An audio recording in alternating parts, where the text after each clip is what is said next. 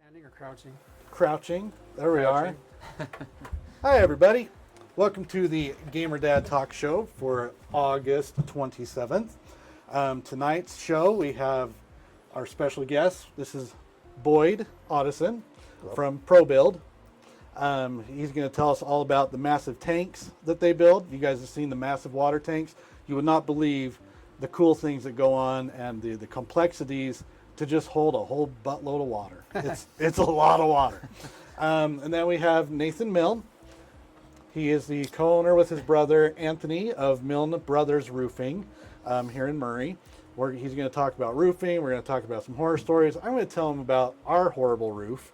Those of you who know us, we had a clay tile roof. We'll get into that. It was built upon 4 other roofs that were never torn down. It was very heavy, needless to say.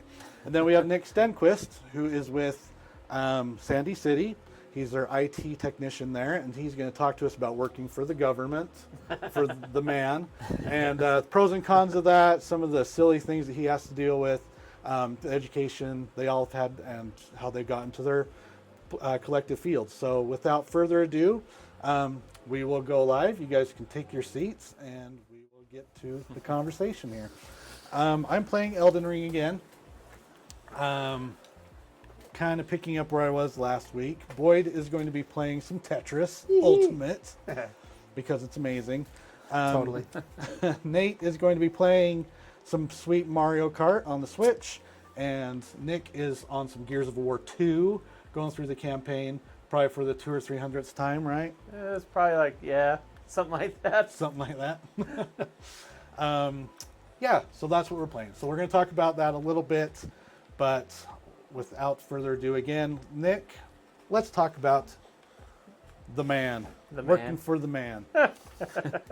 So you work for Sandy City, and what do you do?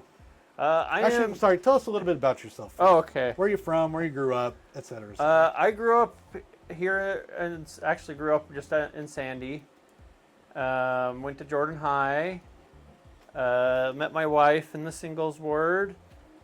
Then we moved to Midvale, and then we moved further east in Midvale and on our second house. So, how long have you been married? 12 and a half years. Nice. It's been a while. Very, very nice. And you're still babysitting that massive dog? No, that was we watched him for the weekend while my niece was playing some softball tournament up in Ogden. That's right. And what kind of dog was it? It was a Great Dane. It was a Great Dane, too. All right, so how'd you get into Sandy City? What kind of led you to that point? So I had spent the last 7 years before I started working for Sandy City, working for the Church of Jesus Christ. I had done a bunch of different things, different positions. Ended up in their IT department, doing QA software engineer on a 2-year contract. And the contract ran out in the middle of COVID, or I guess right as COVID started in end of June 2020.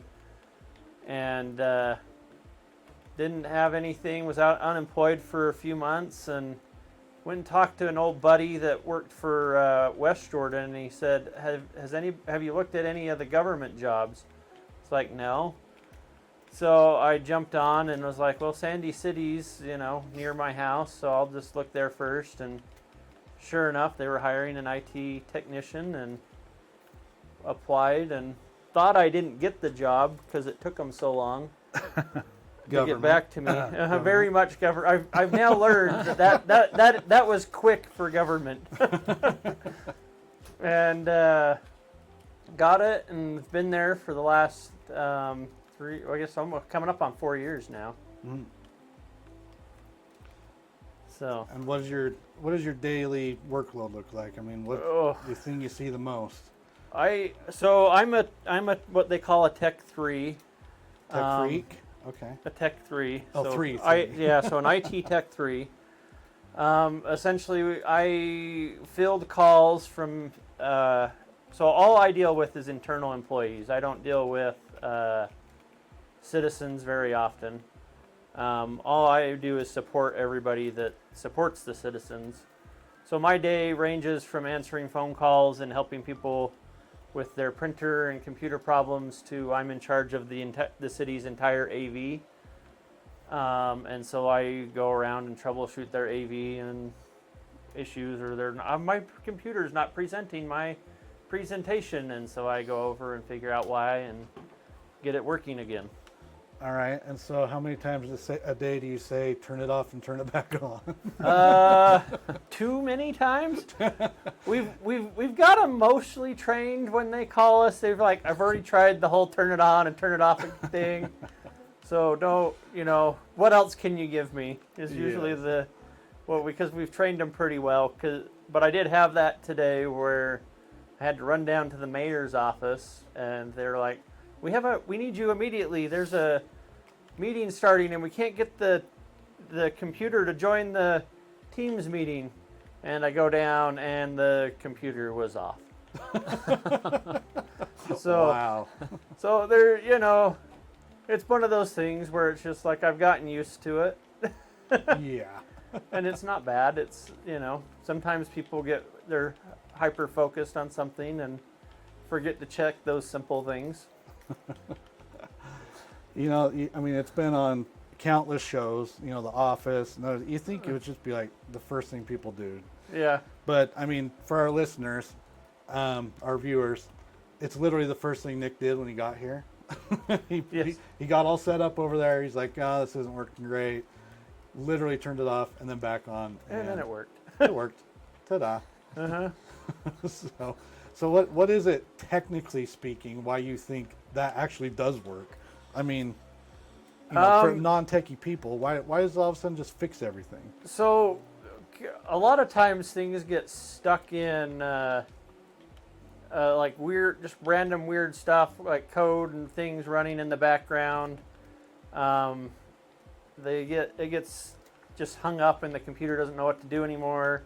And so when you turn it off and you do a restart and start it again, it resets everything back to its defaults. And so a lot of times whatever the weird thing you had going on is now done. And so that's usually why that works, is it resets the computer. Including the HDMI handshake. Yeah, it resets all of that. It all just says, start over, try again. Well, there you go. You heard it right here, folks. If you didn't already know that. All right, so what are some of the pros and cons for working for the government? Is it as bad as they say, or is there actually pretty good things about it? There's a lot. I probably will work there like the rest of my career. I enjoy it that much. Nice. There's things that are frustrating with government, like you have a lot of politics. It's like especially with my job is to support everybody in the city, but then city council decides whether I get a pay raise or not. And so do you have to campaign for that or something? Essentially the mayor has to campaign to give the employees a raise. And so sometimes that goes over well because there's a good relationship between the mayor and city council. And then other times there doesn't. And so this last, we didn't get really good raises this year, but the year before we got good rate. We got a 7% raise. And, but that required a tax increase in Sandy. And so, that was very unpopular because it was why do I need to raise my taxes to pay people more money? And, why do we need to pay these employees more? They're just doing a simple job, really, but... Yeah, but all the same reasons but they should get a raise. Yeah, it's like everybody else, the same reason everybody else wants a raise. Exactly. The other issue you run into is that you've got a lot...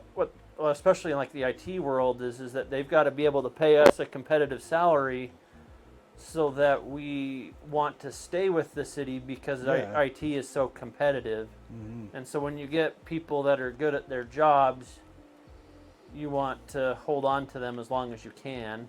Sure. And so that's the same thing with anything else, like your snowplow drivers and stuff. Like if you're not going to pay your snowplow drivers very well, they're going to go drive their dump trucks commercially and make double the money. Oh, I died. Talking not too much and not paying attention. Yeah, it'll happen. But then they leave, and then you're like either having to find somebody that may not be as good, or you're going to have to go train somebody to do the same job that they were doing. That there's a cost to that too. Of okay, now I have to train somebody, get them certified, their CDL and everything certified, and there's a cost to all of that that's not always looked at by outsiders that look at that. And so sometimes as city employees, it's frustrating when people are that adamant about not wanting to raise taxes to give us raises. That gets frustrating. Yeah. But for sure. No, I can see that. I mean, nobody likes to have a tax increase, though. Yeah, and that's a hard sell. I mean, any other company, corporation, it depends on how well the company's doing. But when it comes out of the taxpayer's pocket, well, yeah, and there's not really a whole we're one of the arguments that the city council has made is like, why aren't we getting more out of our tax revenue from sales tax? And part of that. The last 2 years have been kind of hard with that because of COVID. Kind of ruined things, where nobody was spending very much and buying that much, and so it was one of those where it was like, yep, that's people aren't buying as much, so then you're not gonna make as much off of that, and it's so volatile. The budget people are like, we don't want to budget completely off of tax revenue from that. Yeah. And so then it just makes it hard. But it's a constant battle, because it's like, unlike some businesses, we just need to earn more now. It's like the government's like, you don't have a whole lot more, so once the money's done, it's gone, the money's gone, type of thing. Yeah. But there is a whole lot of the government, everything's slow, is not a lie. And I've always had this saying, stupid trickles up in government. It's actually trickles down. Usually the problem is that when dumb things happen, it's for the people above us that tie our hands and don't let us change things for the better, because they want it their way. Yeah. And so our hands are tied. Well, and that's so it's usually the other way around in government. I feel that way because when I get to a stoplight, I know somebody had to plan this stoplight. Somebody programmed it, or there's a sensor, and I'm sitting there for 3 minutes, and it's 11 o'clock at night. There's nobody coming, and I'm this stupid moron sitting there at the light, looking at a light, and I'm thinking, I could just go right through it. This is silly. I'm just a weird sheep staring at this red light that's dictating my life right now. And I know the second I just cruise through it, there's going to be some cop in the bushes. He's going to be like, he's going to be popping out. And that's been one of the funner parts of my job, is working with the police and fire. They're a hoot to work with. They get it, right? They're the boots on the ground kind of people. But I did the Police Citizens Academy for Sandy City a year ago. And it was really eye-opening to actually they put you in some of these scenarios that they have to deal with, and then you have to deal with them. And it's not as easy as everybody makes it sound. Are they trained actors? Most of the time, they were just police officers. Probably just regurgitating what's actually happened. They were doing things that they'd actually done. Like one of the hardest ones was like we had a hostage situation where this guy was had a knife to somebody's throat, and we had to figure out how to deal. Like you had to go in and deal with it. Your instinct is I don't want to shoot and kill anybody. But what we learned was turning it on and off again doesn't solve that. That doesn't solve that. But the other thing I learned with that is that sometimes, like, if it's somebody else's life or your life in the at stake, then you have to take somebody else's life. There's just no other way around it, which is kind of eye-opening and shocking. But one of the biggest jokes with police officers is when they call me, and I was like, "Have you shot it?" If you're having computer issues, have you just pulled out your gun and shot it, and that might help the problem. They get a good chuckle out of that. But. Sure. That's awesome. Yeah. Boyd, Nate, do you guys have any questions for Nick here? So it looks like you love your job. Did you see yourself doing that when you were a kid? No.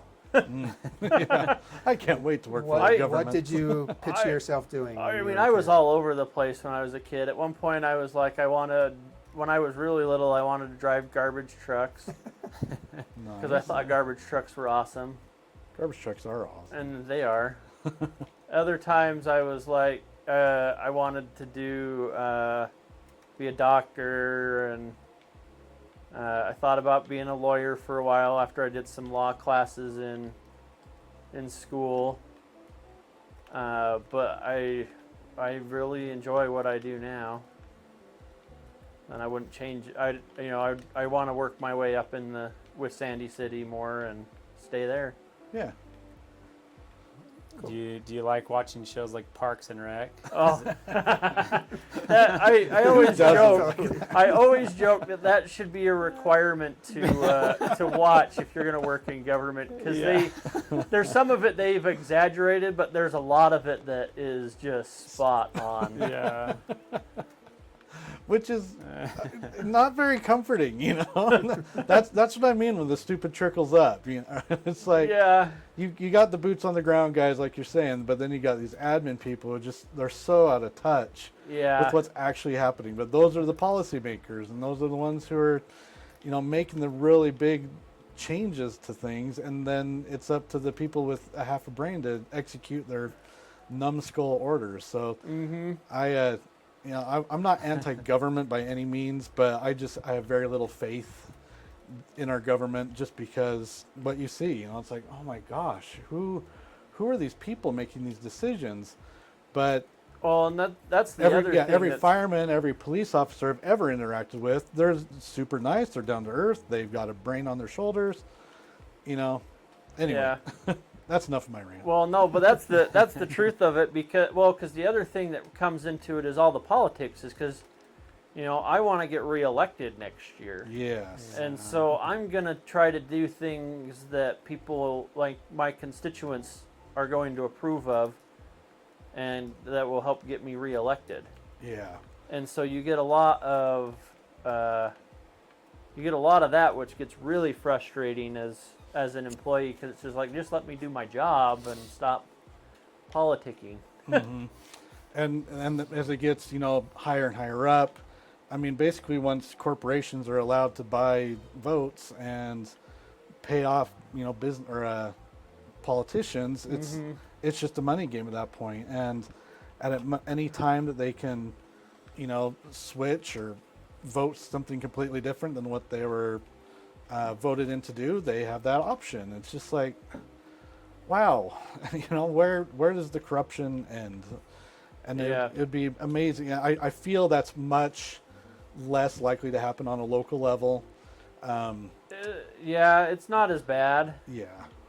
But there's definitely a lot of I want to get reelected, so we're going to do this my way type of thing. And that's just frustrating for everybody. Yeah. Seriously. All right. So what is the most absolute ridiculous thing you've ever had to deal with? That you walked and just looked at somebody and said, seriously? That's what you need me to do? You know, I've been pretty good about not saying that into people's faces. Okay, in your mind, you're saying But this. in my mind, like today, going to the mayor's office, and them having me to reboot the TV was one of the worst. I had another one today, so we cover Sandy City Justice Court too, and they called me in a panic as their court was starting, and they were late getting in, saying we're not able to get any audio. We can't hear anything, and they can't hear us. And I get over there, and they haven't even completely signed into the system to do it. And it was like, oh boy, I feel bad for you. I feel bad for you, but at the same time, I guess I got to walk all the way over here, which got me some steps in. But Okay. that was there's a lot of that I just kind of like cringe at, and just like, you could have looked at this before you called me, Yeah, or type of thing. turn the TV up with the volume. You know? I mean, just like Just come things on. like that you could have done something ahead of time that you would have actually needed me, but it's one of those where I'm like, it keeps me employed. Yep. There's always job something. security. Job security. That's too funny. So there's all sorts of different things like that. But those are some of the worst, when you go over and you're just like, oh, I feel bad for you because you really could have done this on your own and you didn't need me. Yeah. Maybe they really wanted to see you, Nick. That's actually probably part of it, because He's so dreamy. I am a lot of people's favorite because I'm really nice and reliable, and knowledgeable. I get in, I fix their problem and get them back to their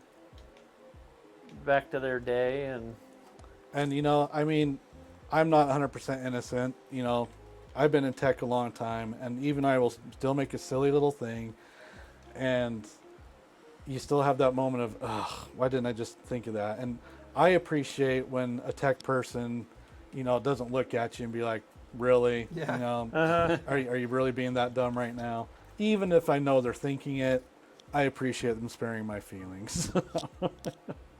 yeah, it's one of those where you try to be nice to people, because it's like, I don't know, I've always believed how you treat people. If you treat them right, they're going to treat you right, and Yeah, it'll pay off in the end. because they'll pay more taxes and you'll get a raise, and then Well, it's like I'm the mayor. The mayor will specifically ask for me for things because I will go and just get it done. yeah, And it's that's actually really cool to me. That's she likes working with me that much. She'll just come up and say, I need Nick to do this. yeah.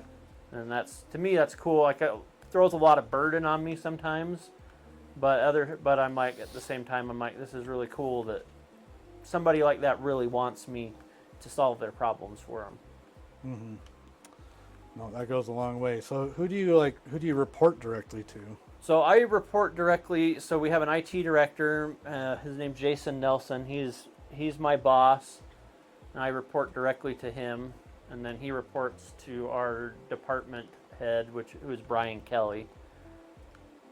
And so, but we all work in like the same office area, so we always see everybody. Mm-hmm. We see Brian a lot. And So to kind of like keep relevant with everything, do you have to do like certification or like continuing ed classes? Or do you just... my boss has asked me to do so part of my AV stuff is nobody in the city knows anything about AV. And so part of what I was asked to do was to figure out how to do that and do whatever education things I felt like were needed to further that knowledge for the city. And so I've gotten a couple certifications with some AV equipment that we have and things like that. But as far as education, it's required to have a bachelor's degree. Mm-hmm. Which yours is in what? I got mine in information systems with an emphasis on security management. Okay. From where? UVU. UVU. That's a beautiful campus these days. Yeah, it's I started school was a 9-year process for me. Lots of people go to school for 9 years. Yeah, well, they go to school for 9 years, but then they get like a PhD. Yeah, they're called or doctors. a master's or something. They don't walk away with just a bachelor's degree. Uh-huh. But I did. It just I did means you were really absorbing everything Yeah. you were being taught. Really. I did deep. night classes, and so, but I did night classes. So sometimes it was full-time school, full-time work. Other times it was part-time school, full-time work. But I was working the whole time through school. Mm-hmm. And so, but I ended up getting that, and it was really cool to actually finally finish it. But you can do it in really whatever. Like the important thing is the experience when you get into IT. Sure. The paper gets you in the door, but the experience gets you the job. Yeah. Yeah. Oh, that's great. Excuse me, Boyd, Nate, anything else? I know. It's pretty cool. I don't know any of that stuff, so I'm grateful that someone like Nick does. Mm-hmm. I'm not a computer guy. That's why I'm playing Tetris. Are you saying all computer guys are good at video games? I think it's a requirement, right? Yeah, it might be. Yeah, it might be. Yeah, yeah. Very cool. All right. Well, let's move on to Mr. Boyd Otteson, Project Superintendent for ProBuild. How long have you been with ProBuild? How did you get into it? And just after that, tell us, like beginning to end, how do you decide where a tank's going to go? What kind of land's going to support that much weight Yeah. and just mass? I mean, these things are so big and they just weigh so many millions of pounds. It's mind-boggling how big these things can be. Yeah, they're pretty big. So, let's see, start where they're going to put them. Usually every city has a series of water tanks. It's part of the infrastructure. So the city will usually hire an engineer. Well, they always do. They're the ones that are hired to kind of find the spot. And then the city will purchase the land or whatever and say, we need to put a water tank here. And do they do like soil They samples? do. They'll do a whole series of soil analysis to see if it'll hold the weight. And a lot of the tanks, you'll never even know that they're there. They're just huge. But we get brought in after the engineers in the city have already come to an agreement of, okay, we need to put a tank here. And then they put it up for bid. And then the low bid usually always gets the job. That's unfortunate. Yeah, it's good. Yeah, but it's the way it works. That is the way of government. You try to do it as good as you can for the price that you can afford to do it, and sometimes it bites the city in the butt, and sometimes it's a really good thing for many people. So, do private people do them? Will you do like yeah, a there's corporation been or some just developers that have reached out developers? asking to do a tank on their property for a new development, and usually they're smaller tanks. When I say smaller, like 50,000 gallons or 100,000 gallons. Yeah. Not very big. We usually don't do those because we are so busy doing the bigger ones, and we've done some pretty massive tanks. Yeah. Seriously, they're crazy. So, do you from the beginning, do you level the land? I mean, do they find the land So and yes, then you start? they find the land. They purchase the property. A lot of times they want it. Gravity helps in an area where we have hills. Yes, why you number one see- rule of plumbing is poop rolls downhill. Right? Yeah. We don't deal with poop. This is fresh water. Well, yes. In general, drainage needs a slope. So cities and areas around the country that don't have hills, they'll build these metal water tanks, and you see them in movies all the time where they're up on stilts. There's still a couple of them out on the west side of the valley that are actually in use. Some of the Northrop Grumman, they use them out there. Just they need to get enough water pressure so they don't have to have constant pumps to get their pressure for doing, you know, their fire control and different things. But over here we're pretty lucky, so a lot of anytime there's a high spot in the valley, you'll notice there's tanks on it. 6200 South is kind of a high spot. There's water tanks right there. Mm-hmm. There's a whole series, I think, of 6 or 7 water tanks down that road. And then up on the foothills, you'll see water tanks all over. And most of them out of sight, out of mind. They have less problems if they're buried. Don't have to worry about expansion and contraction of the heat. Kind of warms up the concrete and it actually moves. You see, like in the extreme heat, concrete sidewalks buckle. Mm-hmm. So engineers have a lot to try to fix, like, okay, let's make sure that this tank is as strong as it can possibly be. So a lot of times they'll bury them so that they don't have to deal with that influx of temperature and have it freezing and thawing all the time. Yeah, you don't want a million tank crawling down the street, sliding away. That's wild. It boggles my mind. You don't even think of these things unless you're in the industry. You see these tanks and you're just like, yeah, it's just a big water tank. So what, you know? Yeah. And I'll get to a story a little later about a time when Boyd let us actually go into one of these massive ones that are empty. It is impressive to say the least, but it blew my mind. But carry on. Yeah, they're pretty awesome. So Nick over here behind me works for Sandy City, and they have, we built a water tank for Sandy City several years ago, and it's at Flatiron Mesa Park. And that's one that's kind of on a hill, but it's not buried. It's in the middle of a park. So this one is the type of design that's extremely strong. It's post-tension. So there's a series of strong rods inside the concrete that's tensioned after it's poured.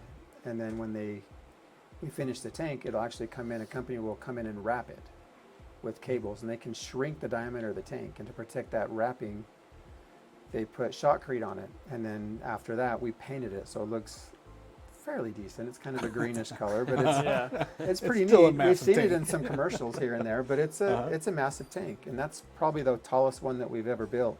And I brought Nick up because what he does is he monitors, you know, different things, and Sandy City has cameras up there, so they are watching. So if you go over to Flatiron Mesa and decide you want to go fool around, you are being watched. I can promise you that. Oh yeah, we have cameras everywhere watching those things. So in that scenario, they had 2 old 2.5 million gallon, 2 million gallon tanks. They're metal, and we were hired to demolish one of them, keep one of them in service, build a brand new 5 million gallon tank in that same location. Once that new tank is online and in service, we demolish the other metal tank. So when the cities own this property and it's prime for this type of infrastructure for water tanks, when they have old stuff that's kind of wearing out and it's time to upgrade, they'll just demolish the tank and build a new one in the same place.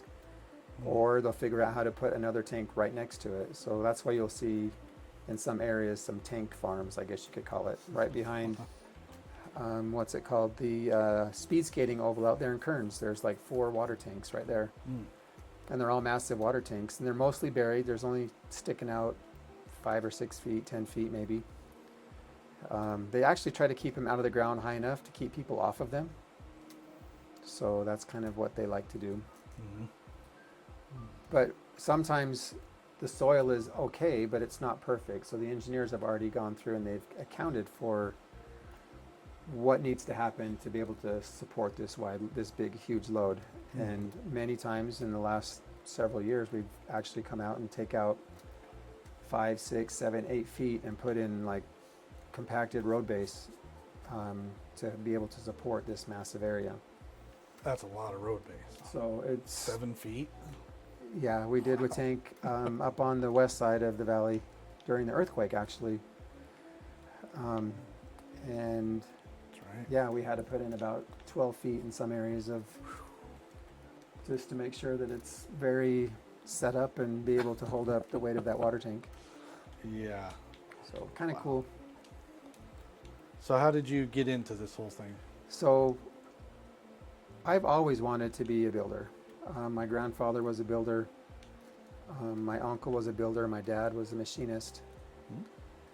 So working industrial or working with your hands has always been something I've wanted to do. My uncle that I worked with is one of our owners, but right out of high school he says, hey, you ought to come work with me for the summer. And I did, and I actually loved the work. And it was hard work. I loved being outside. I loved the heat of the day and the coolness of the early spring. But I've always kind of wanted to be in construction. It's kind of just my thing. And this has just brought me many more opportunities to learn and to gain experience. Our company at that time had several cranes, and we always have a crane on our job because you need to move these big forms. And I said, I want the opportunity to learn how to run that.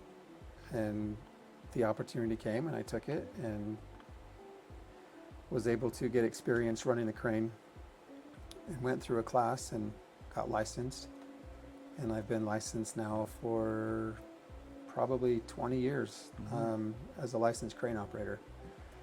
And I'm a superintendent, so I run the job, but I also run the crane. And we're teaching some of our new guys to how to run the crane, putting them through the course. It's just a valuable tool that is necessary for what we do. For sure. So, but it's one of the fun things and also one of the scary things. I mean, Yeah. cranes are A lot of weight, a lot of responsibility. awesome tools, and you've Awesome. probably seen millions of videos on YouTube about cranes tipping over. And Yeah, I'd be. I watch those because nerve-wracking. I'd rather learn from someone else's mistake than my own. Yeah. So yeah, those are like educational for me. So Oh, for sure. Do you ever see the tool time where Tim drops the beam on this car from the crane? I've never done that. That's good. That's good. I've wanted to, but I haven't. So, You see that Mercedes down there? Not anymore. but it's given me many opportunities to learn and to kind of continue to strengthen my craft, if you could want to say Yeah. that. Oh, I don't know. So, how long did it take you doing that till you were just super comfortable being behind such a massive responsibility? I mean, probably white knuckling it the first couple times. Oh yeah, it's intimidating. It's scary because you realize that the lives of the people around you are in your hands. If you make a mistake, you can change somebody's life forever. It's Oh yeah. very humbling, but I've always tried to be as safe as I can. And in our company, we have a big crane on site, so a lot of our concrete pours we pour with the crane and a cement bucket. And I've gotten really good at swinging concrete to pour concrete, either for a wall pour that's usually slower, but when you're pouring concrete for a floor or a roof of the water tank, you're flying. I mean, you're filling that bucket up as fast as you can from the cement truck and swinging it over as quickly as you can and lower it down, and your guys are just trained to, as soon as it gets there, they know what to do, start pulling the handle and dumping the concrete out and stay out of the way and let go. Don't hold on or else you might go flying, because I've seen that before. They'll fling you. Oh my gosh, that'd be terrifying. Yeah. You've seen that before? You've seen someone? Yeah, so oh, gosh. one water tank we were building, I wasn't in the crane at the time, I was up helping pour, and they brought the concrete bucket over and lowered it down and told the crane operator, okay, take it away. And the guy that was next to the bucket lost his footing, so he grabbed onto it Oh, right as the crane operator is raising it up. And this is a roof they were pouring, so the crane operator, he can't see until it actually appears. So a lot of our communication is over the radios and like, stop, stop, stop, stop, slowly, slowly bring it back down. Yeah. Someone is holding onto the bucket. Oh my gosh. So would yeah, be those are terrifying. scary opportunities, but Yeah. I don't like it when that kind of thing happens. Oh, some of those tanks are so tall too. I mean, he might have just been going all the way top level. Yeah, he could Women's have, lingerie, children's wear. Ugh, man, that's terrifying. All right, so what's kind of the typical size of a team that goes into doing it? You talked about you got the people who are leveling it. Is that like do you subcontract that out? Yeah, Or they're is it just subcontractors. We everything? do. Sometimes we've done our own excavation. Sometimes it's not cost effective for us to do our own excavation. Mhm. So we'll hire a subcontractor that a lot of times can do it cheaper, so we can focus on the actual building. And that crew usually has 3 or 4, sometimes 5 or 6 people on the crew. Once they get the ground excavated, I'm just killing this game right now, by the way. Looking good. We'll restart, try slowing down. I'm not going to go so fast. But our crew size is usually 12 to 14 people, just depending on the size of the tank and the amount of work that goes into it. Each tank is different. They're not all the same. And these water tanks, like for instance, the tank that we're building right now is up in Ogden. And the walls are 28 inches thick. Oh, jeez. So we pour that concrete. It's 150 yards for each section, and there's 12 sections that go on these walls Wow. to complete the diameter of the tank. So it's a big process. And other tanks this one is actually rectangular, and other tanks are round. It depends on the size of property that they have. If they can put a round one, if they can't put a round one, sometimes it makes more sense to put a square one in. Round ones, usually the walls aren't as thick because like a dish is stronger than a straight wall. Yeah. So the concrete on those ones are usually maybe 12 inches, even for a 25, 30 foot tall wall. Mm-hmm. So each one is different. So our crews usually have about that many people, and there's a lot going on. So you're able to absorb, like if another crew gets slow because they finished one task and they're kind of waiting, we can usually take on some more of our guys to kind of keep them going until their next task is ready. Usually these water tanks have valve vaults, big vaults or pump houses that go along with them. So we have crews that help build those. A lot of times it's our own selves that we just have to split up and kind of tackle 2 or 3 things at the same time. Other times we're lucky enough to have somebody available. Okay, you come in and knock this vault out and help us with that. So it works out that way pretty well. Okay. Very nice. Excuse me. So, I mean, how long do these things take? So usually about a year to a year and a half completed. Some of them that are bigger are more demanding. So like for instance, the style that we're doing right now is complicated. There's post-tensioning cables that is cast into the concrete inside of a duct. And those take a lot of effort to put them in right. We have a subcontractor that does that. But this style of tank is called bonded, which means that these cables are, once they're stressed, after we're done pouring the walls, they'll stress these cables, and then they'll inject an epoxy grout into the duct that houses the cable to make it so that it's completely bonded. Other styles, they have cables that are in a sleeve that has grease in it so that they can pull and tension that cable, but it stays like that.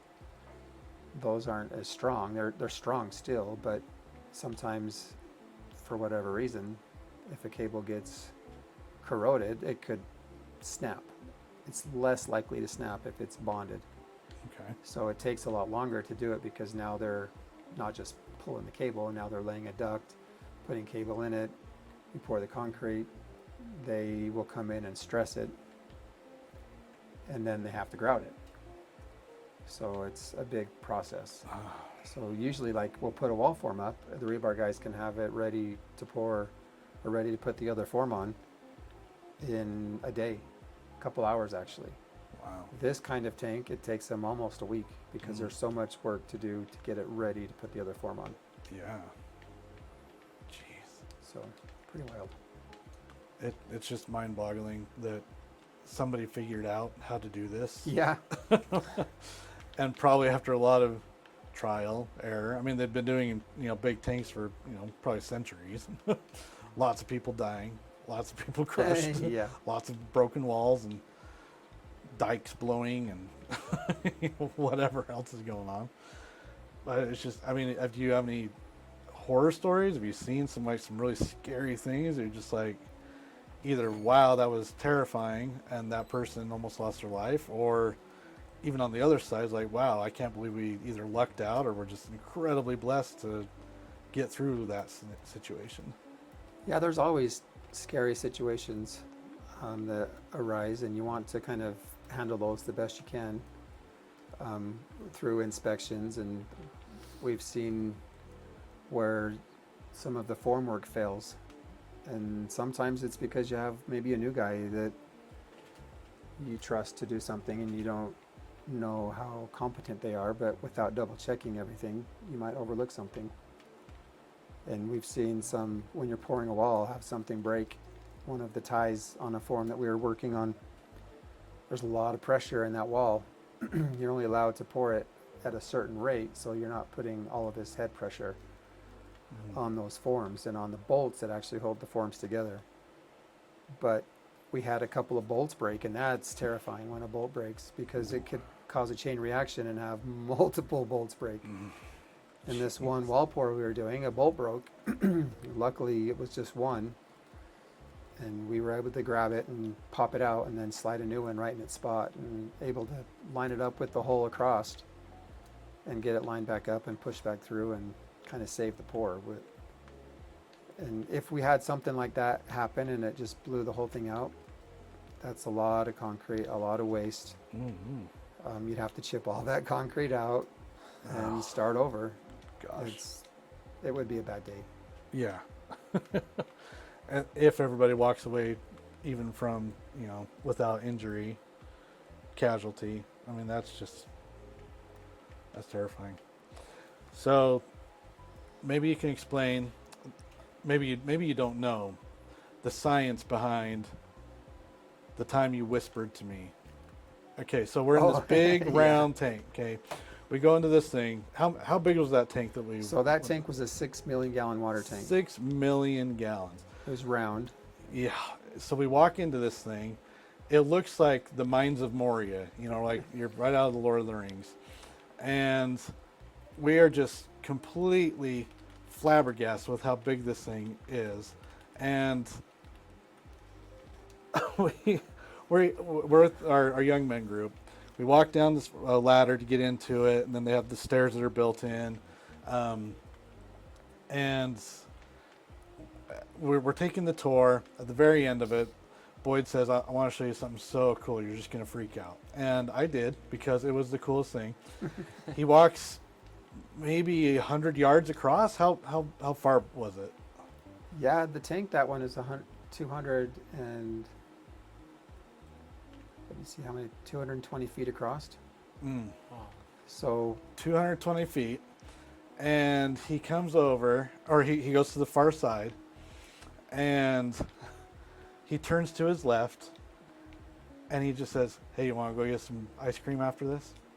And the sound travels all the way around the tank, and it sounded like he was standing right next to me. Yeah. It was the spooky, I mean, it sounded like there was a ghost or something whispering in my that's ear. pretty cool. It completely blew my mind.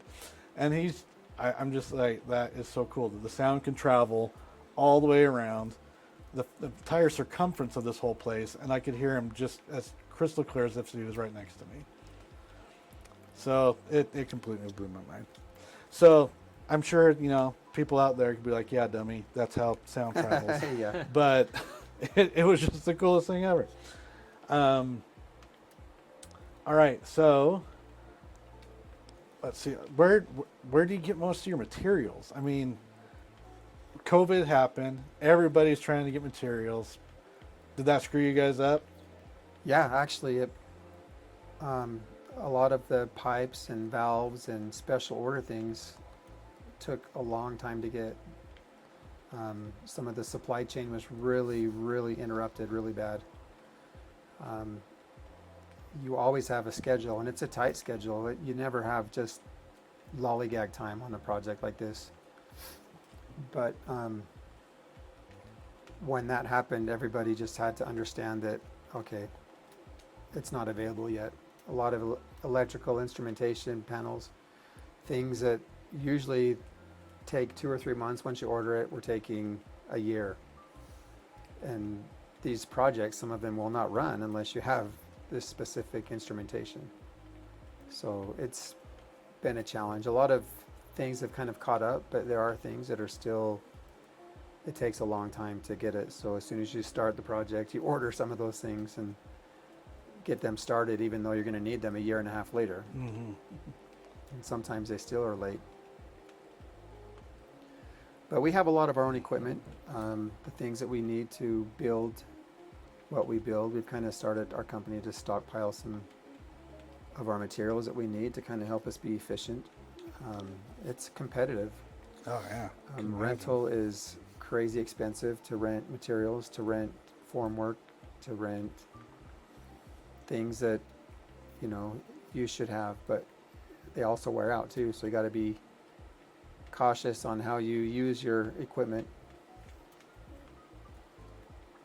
You ever break So- anything? Oh, we break stuff all the time.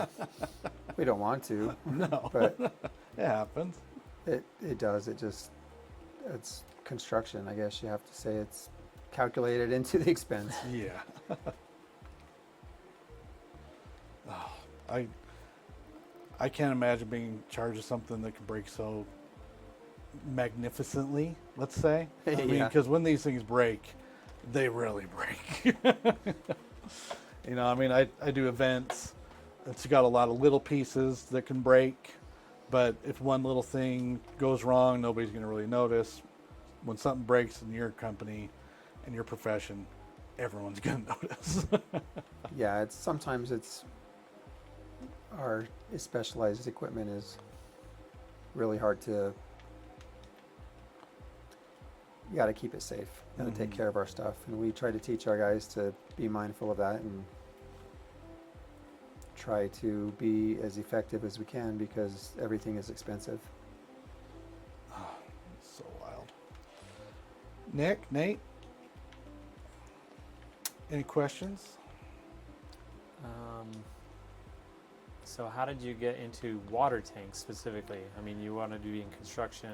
Is that just what ProBuild, that branch that you're over, does, or do So- they do other projects? We mostly do, well, at first, when I first started with my uncle, it was Build Incorporated, and that was a company that a family out of Bountiful kind of created and started, and they ended up retiring and getting out of the business, and we wanted to keep going. So Build Inc. had several different parts of construction that they did. We did soil nails, we did crane work, pile driving, all of those things that shotcrete, pipe, excavation, and we decided let's just focus on tanks because we're good at that. And another guy that wanted to keep working decided he's going to continue on with his own company doing the pile driving. So, but I just got in with this, with my uncle and decided I like it. There was about 4 years that I built houses and framed houses. I loved what I learned with that. It was a great opportunity. It was a great experience. It taught me a lot about work and just get it done Yeah. kind of mentality. Sometimes it's hard to get stuff done, but you just got to do it, even if it's raining sometimes, right? Yep. Yeah, I think that's definitely something that I've learned too. It's sometimes better to just do what you're good at, specialize in something. Yeah, don't spread out. Just Yeah. focus on one thing, and that's kind of what we did. And I like this. We will do other concrete structures here and there, vaults, pump houses. We've done some bridge abutments. We built a bridge abutment for a walking bridge that went across the Jordan River a couple years ago. That was pretty cool. Yeah. This company brought in this massive crane and set this big bridge, and that's when you have to really rely on the guy that's surveying it and making sure that your bolts are in exactly the right place, because when they set that bridge on there, it's got to fit. So, or else you're really gonna feel like an idiot. So, That's gotta be so nerve-wracking. there was one year that we built a couple of bridges, widened them up Mill Creek Canyon. So up there by the scout camp, Mm-hmm. Cub Scout place. Yeah, Camp Tracy. Yeah, there's a couple of bridges up there that we widened, and one of them was really cool. It had a kind of an arch on the inside for the water for that creek to keep going underneath it. And one day I was telling my grandpa about the job that we were on, and there's this really nice rock and stone that's on this bridge. On the whole face of it, like if you're down in the water looking up at the bridge, you can kind of see this really nice layout of rock and just big stone, and it looked like it was really put together well. And we had to take all of that down because we had to widen it. And I was telling my grandpa this, and he said, when I was a kid, I helped build that and put that on there. But we actually ended up saving all of that rock because the plan called for like a river rock to kind of be embedded into the face of it. So like as you're driving up Mill Creek Canyon, you can kind of look at the bridge, and there's river rock inside some of them, and then there's some that have like this flat rock. And we got permission from the engineers in the city to save this rock, and we put it inside there and kind of bricked it in. And it looks so good. And my grandpa was really happy that we were able to save it and Yeah. kind of put some on there. It was kind of a neat thing for me. That's cool. Do you ever get frustrated with the bidding process working with cities and all the politics that go along with that?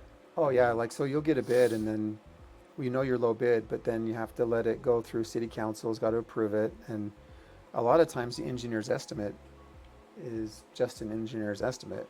You get all these contractors that say this is what I can do it for, and it's well over the amount of the engineer's estimate.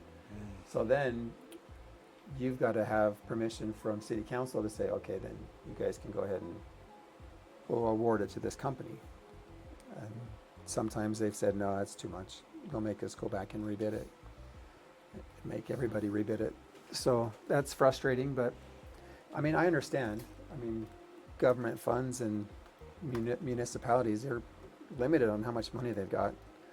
Some of them get grants, some of them get other ways, but water is something that is a necessity. Every Yes. community has to have it. Yeah. Or there's And no where we community. live in Utah, I mean, our water is priceless. We need to take Oh, care of our yeah. water. And these reservoirs, they don't hold enough water to last years. They go through this amount of water in days. So in all of the tanks that we built, you know, there's been some that are 12, 13 million gallons. And usually those city can go through that much water in 2 or 3 days, or even one day. So I don't know. Try not to waste your water when you're watering your grass, I guess, right? Yeah. Seriously. That's why we're xeriscaping. We're doing our Yeah. part. But there's just water is one of those things that it's like you can't even comprehend how much 10 million gallons is. You know, when you look at Yeah. a jug in your of milk in your closet or in your fridge. I keep mine in my closet. Yeah. Yeah. In your fridge, and I mean now 10 million of those. It's like, oh, okay, yeah, whatever. You know, it's hard. You can't wrap your mind around it. Then you see these big tanks, and you're like, okay, yeah, that's a huge tank. But even then, until you can look inside of it and just see what 10 million gallons looks like, and then how quickly, like you said, how quickly you can go through it. I mean, I've got a leaky toilet, and I think about it every night when I hear it click Yeah. on, you know. It's a I'm constant thinking, reminder. "Oh, I'm just wasting, that's literally just money down the drain. And, you know, someday am I going to be accountable for that? I don't know. I hope not. But, you know, I've tried 3 different flappers, and none of them make a good seal, and I don't know why. So the Lord wants me to figure out, it'll happen the third or fourth flapper I try. But yeah, it's just mind-boggling. So Nick, when you said that I took you into the water tank, so whenever we finish a tank, right before we chlorinate it and get it completely ready to get filled up, I like to take our young men on a tour. So I've taken them on 2 or 3, right? 2 or 3 of the tanks, Yeah. and they're all different, but it's really neat for them to kind of see the different parts of work. Not many people want to work construction. Me, it's what I've always wanted to do. Is it necessary? Yeah, it's Oh, yeah. necessary. Oh, yeah. I mean, the guys that I work with, they're incredible. All they want to do is work hard, provide for their family, and go home and come back the next day and work again. Yeah. So it's really neat for them to see the kind of stuff that goes into making a community run. I mean, you have to have these types of projects to have any type of existence, I think. And not everybody's going to be a doctor, not everybody's going to be a lawyer. I mean, good for them, whoever does whatever they choose. But I think there's a lot of careers out there that are very reputable and can provide a good living for anybody that wants to provide for their family. Yeah. You know, it's funny because I'm a designer, like I said, and I started working in the timekeeping industry, right? I worked 10 years, almost 10 years at a place that, I mean, I didn't even think timekeeping is an industry. That they punch your clock and it keeps track of your time and then you clock out. And it's a multi-billion-dollar industry of just that one simple little action that everybody in the world does. You know, either you're punching a clock or somebody's keeping track of your time or your PTO. If you got a job, somebody's looking at that. And I didn't even realize that it goes into like the human resource management and to HR and, you know, all these other things. But you look at construction, some company is making those bolts and some company is making the machines that make those bolts. And Yeah. some company, you know, it's mind boggling. Again, I keep using that phrase, but my dad, you know, he was a general contractor his whole life. And he showed that to me one day, and he's just like, I mean, this hammer that I'm using, somebody made a form to put the steel in, somebody made the rubber that the handle is made out of. And he's like, it's not the same company, you know, who makes these materials. It is the same company who assembles it, ships it, but even then, that's more companies, you know, who actually ship it and do the fulfillment and get it to the Home Depot. And it was wild that I got to see, or I was shown that at such a young age, that there are so many professions and jobs out there that you don't even think. And like Nick, you know, well, not even just Nick, but a lot of people, you don't really necessarily go to school for the job you end up doing. But that doesn't mean you can't find happiness and satisfaction in doing something that you never intended to, which I think is pretty fascinating. Yeah. Anything else for Boyd, you guys? We're only about halfway through our show here, so we might end up not talking about construction stuff. We might just end up shooting the breeze, which is also cool. But that's the nature of the show, and that is okay. Do you guys need a drink? Do you need to take a pause for anything? Switch games up around? So we can do that too. Actually, before we get into Nate, why don't we do that? We're going to go offline here just for about 5 to 10 minutes, and we will be back.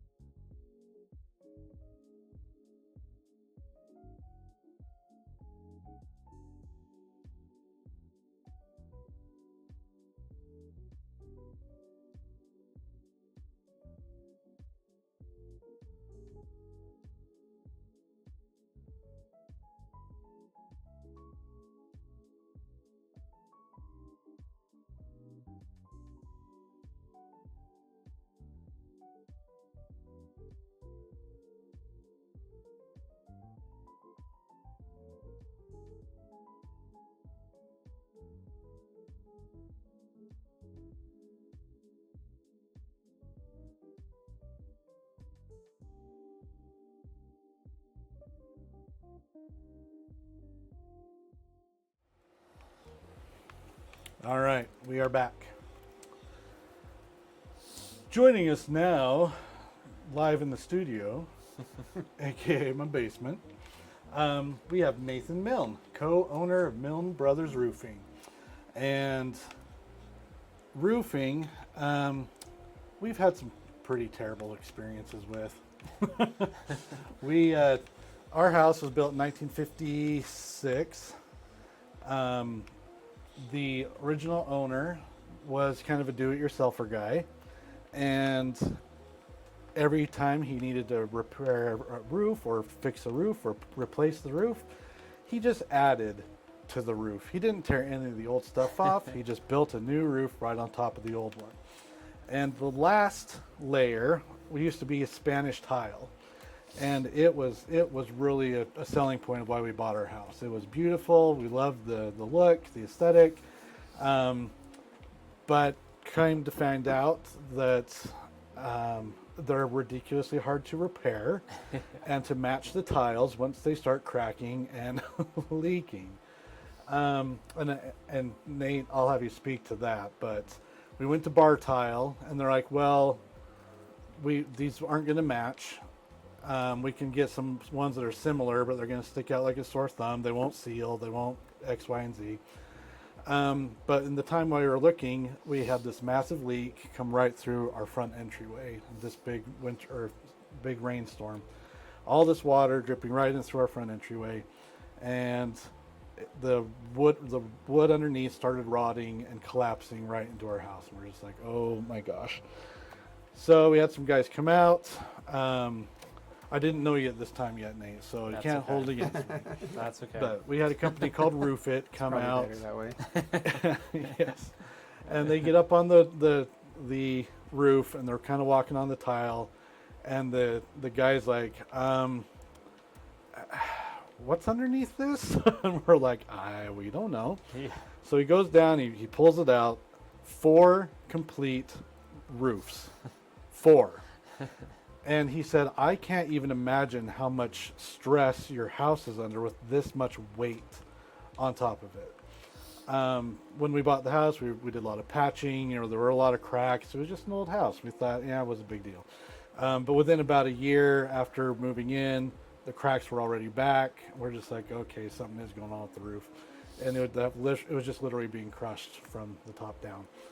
So we filled 4 dump trucks completely full with roof materials. They were so heavy that all of them were like almost scraping the ground as they were driving. And they had to take all the back roads back to the dump to get rid of all this stuff. It was insane how much they took off. And I'm just like, I can't believe how our house must just be like, I've been crushed for decades, and now I can finally breathe. We got this beautiful roof put on. Absolutely love it.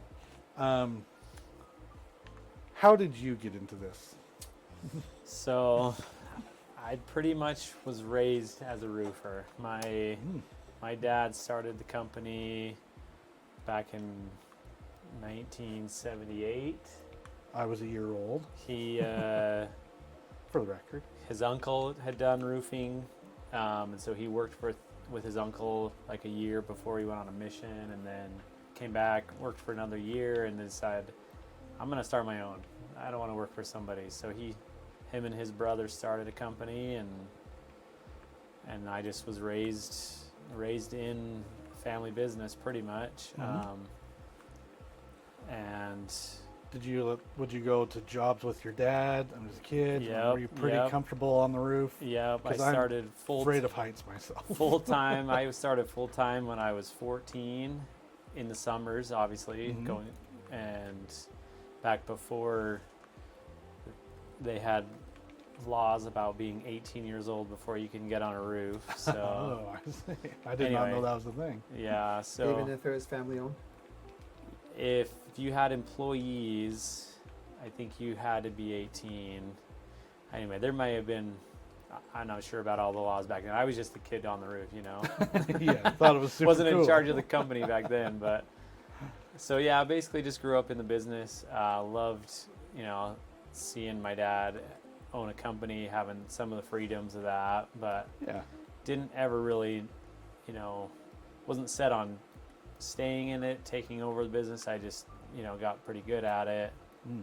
Ended up going to BYU, got my degree in business management, entrepreneurship, emphasis, and in just a lot of my classes saw and learned a lot of things I could do, come in and improve the family business, right? And Yeah. a lot of studies show second generations always, you know, better than the first. You just see a lot of improvements. They weren't on the computer yet. They were all call-in orders and just a lot of old school running the company. So my brother actually got his master's in accounting Very useful. and went to Texas for a year and was working for 𝗕𝗁𝗄𝗃 and just not loving it at all.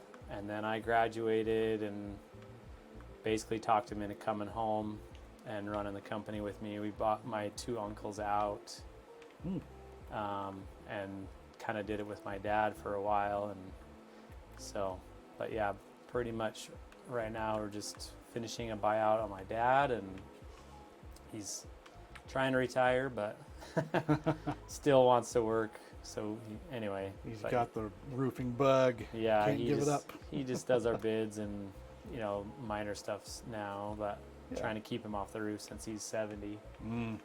But no, yeah, it's just I'm the same. I love to being outside, same as Boyd. I just wanted to be outside doing something every day, walk away from a job site and just say, look, that's what we did, accomplish that, and you just get that sense of accomplishment. But Yeah. And you are out there with your crew every job you have the opportunity to do, right? Yep, we still go out and work on the roofs with our employees. How's your Spanish? Spanish is really good. Excellent. Yep, I have several employees from Mexico. They're awesome. Oh yeah, Have a lot of they're local. beasts.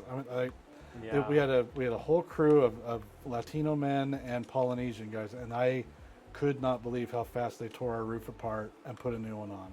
Yeah. We were just like, wow, that was impressive. Yep. So that does come in handy that I speak Spanish. So, but I also have a lot of summer employees right now, temp guys from Murray High soccer team, like word of mouth. Kids Nice. find out about it and work for the summer for me. So a lot of post-mission kids. I'm losing 3 employees this week. Tomorrow's their last day. They're going to go to BYU. Oh yes. So 3 of them are gone. And then I got 2 more guys going to BYU, Idaho next in a couple weeks. So we lose a lot of our help pretty soon here, and then it's going to get real busy. But And then you replace them with guys you got to train from the beginning, or do you find that most of the guys actually have some experience? yeah, finding full-time guys is hard. That's probably the hardest thing in the business, just because there's a lot of guys out there who say they know how to roof, but don't really do Immediately. things to our standard. And Yeah.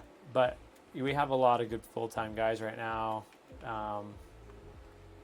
The way we run our crews, we just try to train everybody that works for us to become their own boss. You know, we've helped 2 guys so far get their own license, start their own business. Nice. Training the competitor. We are Yeah. training the competitor. Yeah. That's good.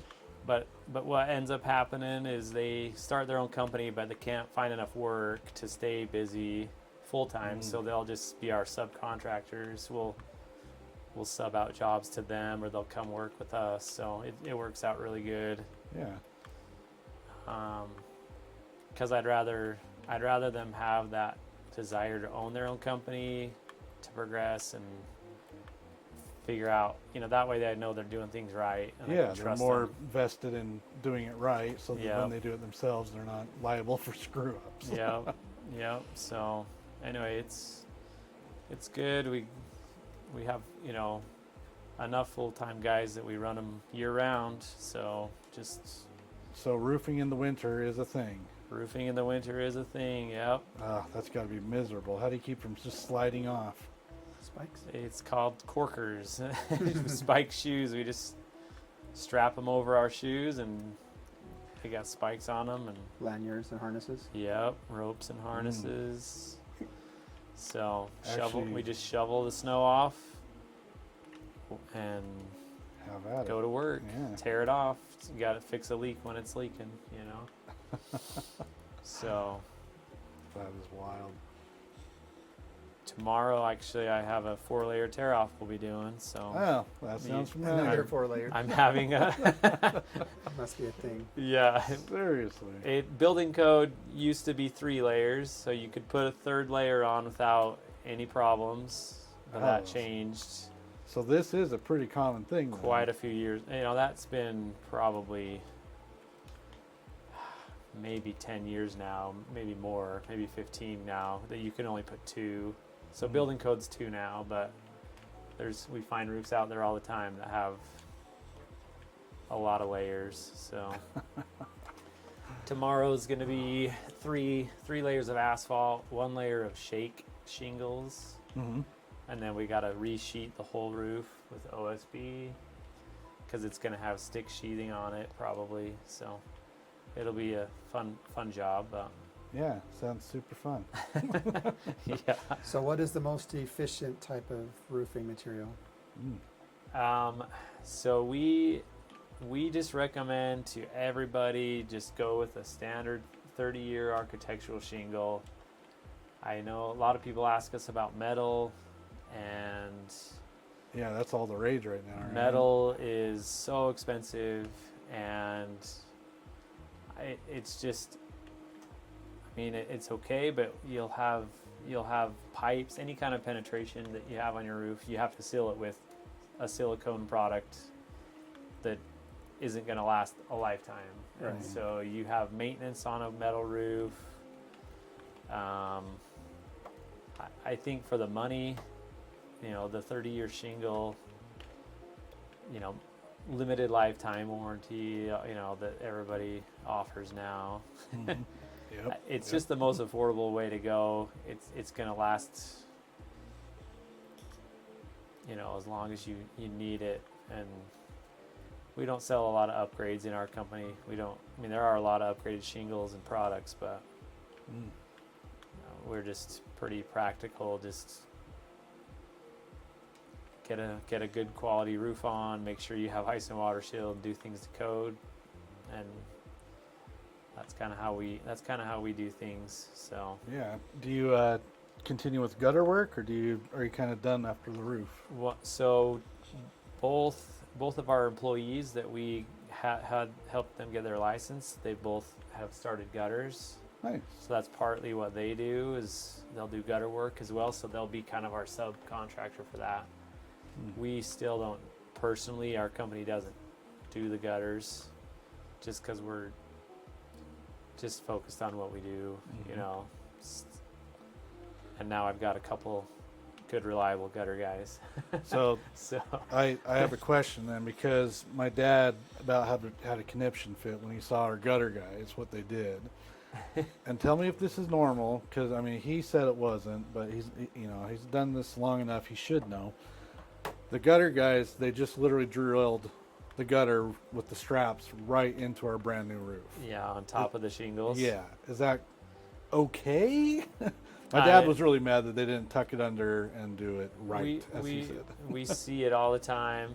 Yeah, it's just a matter of, you know, not having the gutter installed. It's hard to lift up that bottom shingle once it's sealed. Mhm. So ideally, you want to tear off the roof, dry it in, and then actually install the gutter, which is hard unless you are the gutter guy and the roofer. Yeah. So when it's a separate company doing it, then it's hard to do that in the same process. But that was how we ended up having to do a roof today, actually, that we shingled. Gutters needed to be strapped on, but it was same day install, so we were able to lift the shingles up and screw the gutters in. So it's not necessarily bad. It's just not ideal. It's not the worst thing in the world, but as long as it screws. But it is something where over time, a 30-year roof, those screws are gonna.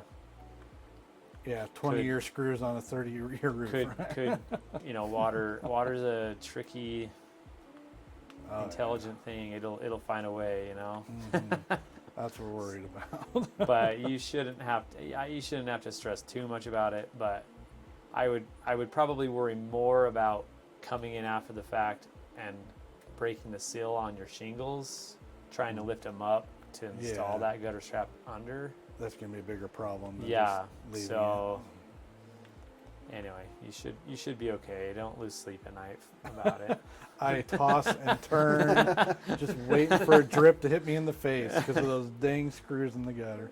Yeah. No, he was just irritated. I'm like, is this big of a deal? But he's kind of a perfectionist with this stuff. And he's like, they knew you were going to get gutters. They could have just scheduled this better to just have the gutters put in when they did this, but they didn't. And so, yeah, it's something that stood out in his. I did notice it though when I walked in, when I showed up. I did notice that. You go around looking at that stuff, right? But that's all I notice on houses is the roof, Uh-huh. Well, I won't show you the septic tanks that's buried in the backyard. So we had 5 massive trees in the back that came crashing down. Oh man. Gave us a whole beautiful blank slate for our backyard, but as we were tearing out the shed and everything else, the backhoe was going clang, clang. We're like, what was that? Dig a little deeper, and turns out there's just this massive septic tank. It's huge. And we talked to a couple people. They're like, no. They're like, with how much dirt you're going to have to bring in to backfill this thing, they're like, just let it sit there and rot. It's going to take another 40 years. You'll be dead. It'll be the next person's problem. I'm like, okay, I'm good with that. But, oh, jeez. Yeah, I couldn't even imagine the horror of pulling out an old septic tank and just watching it crumble. And Yeah. Ugh. Doesn't sound fun. Yeah, no thank you. No thank you. All right, so same question. Horror stories / miracles. Well, I guess the first miracle I could share was last summer. So I have my daughter who was had received her mission call and was going to head to Argentina. She wanted to work for me to earn some money, so she was up on a roof doing a tear off with us, and it was just a single-story roof. We had had the dumpster just right on the edge of the roof where we were just throwing garbage in, and I had actually put a sheet of plywood to cover this trellis that a homeowner did not want to get any garbage on, so we put a sheet of plywood on top of it, just kind of like a decorative thing in front of their garage. And so anyway, she was carrying, like, early on in the day, she was carrying a load of garbage with another kid, and they went to chuck the tarp in, full of garbage into the dumpster, and they got their count wrong, and she just she went with the tarp off the roof. Oh my gosh! But she had actually, she looked down and saw that sheet of plywood that was there, so she kind of jumped onto it, thinking it would be support her, and it didn't. Aim for the bushes. But it ended up actually catching her, and the trellis broke. But she just slid right down onto the ground. Like the plywood just kind of carried her onto the ground, nice and easy. Just She surfed it. she surfed it, yep. And no injuries, nothing, and that was her last day roofing. She actually, I didn't actually tell my wife that day. I was gonna let. Don't tell your mom. Yeah, I was gonna let Sadie tell that story. And when I got home, I asked my wife, "Have you talked to Sadie yet?" She's like, "No, why?" I'm like, "Oh, no reason. Maybe you shouldn't." No reason. So anyway, it was a pretty cool story, but yeah, that's awesome. Horror stories. I mean, nothing. We've had, you know, a lot of people fall, but nothing major. Nothing.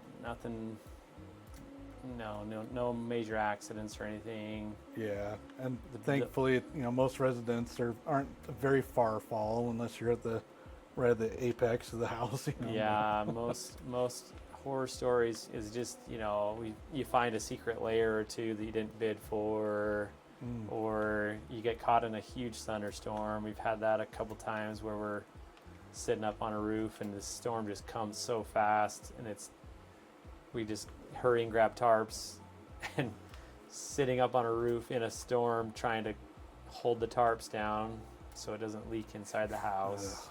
Yeah, that'd be horrible. But nothing major. We've been pretty lucky. We actually don't do very many steep roofs. Mm-hmm. We've been fortunate enough to stay busy with low pitched roofs, and we just give away all the steep stuff to anybody else who wants it. So if you're listening out there and you want to do steep roofing, look us up. We'll send you some referrals. But What is the ideal steepness of a new roof? so most new construction is 612 pitch. It's standard. Basically,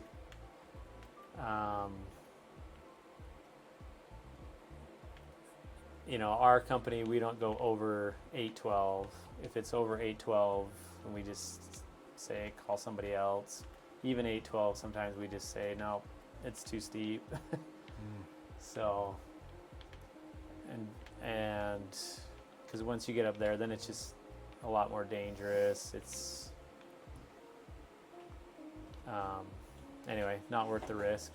You can charge a lot more for it. Yeah. You know, there's a lot more labor, but we just would rather just, you know, work on stuff that's comfortable, be able to get the job done in 1 or 2 days. Most of our jobs take 1 or 2 days. So Yeah, and again, that boggled our mind how quickly they could do that. So yeah, just anyway, it's pretty fun.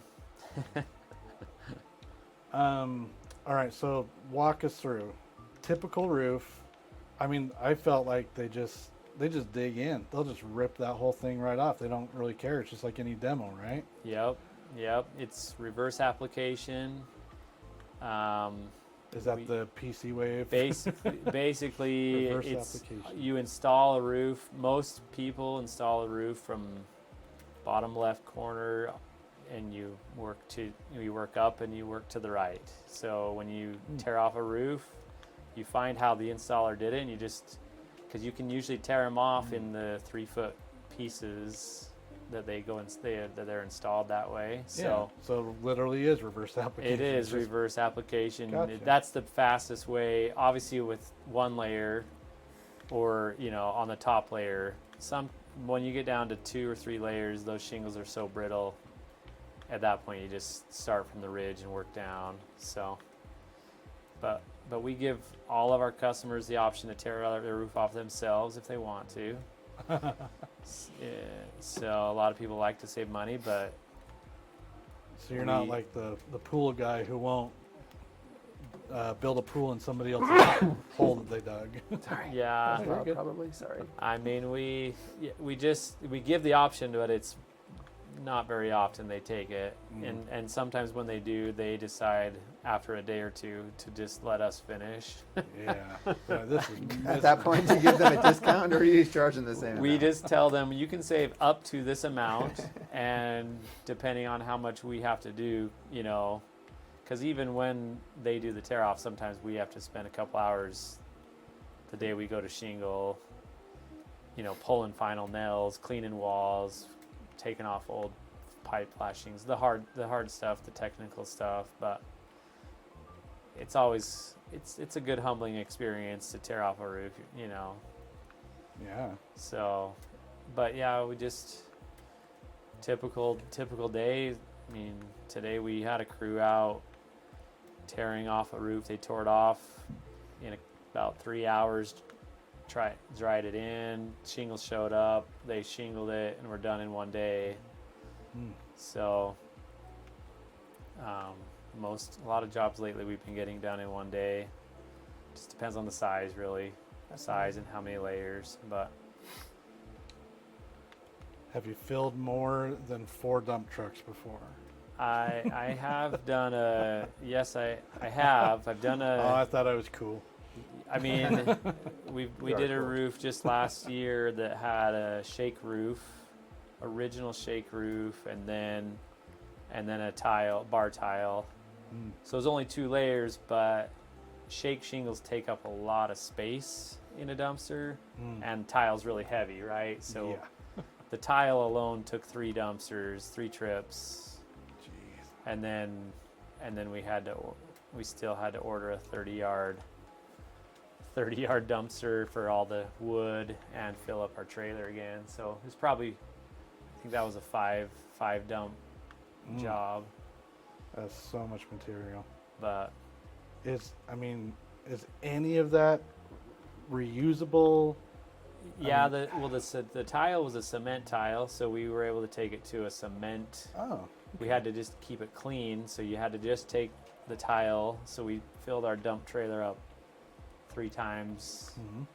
with that and took it to a cement yard, and they just recycled it. It only cost us like I think it was about 30 or 50 bucks for a load, which is Wow. way better than paying for tonnage on a Landfill.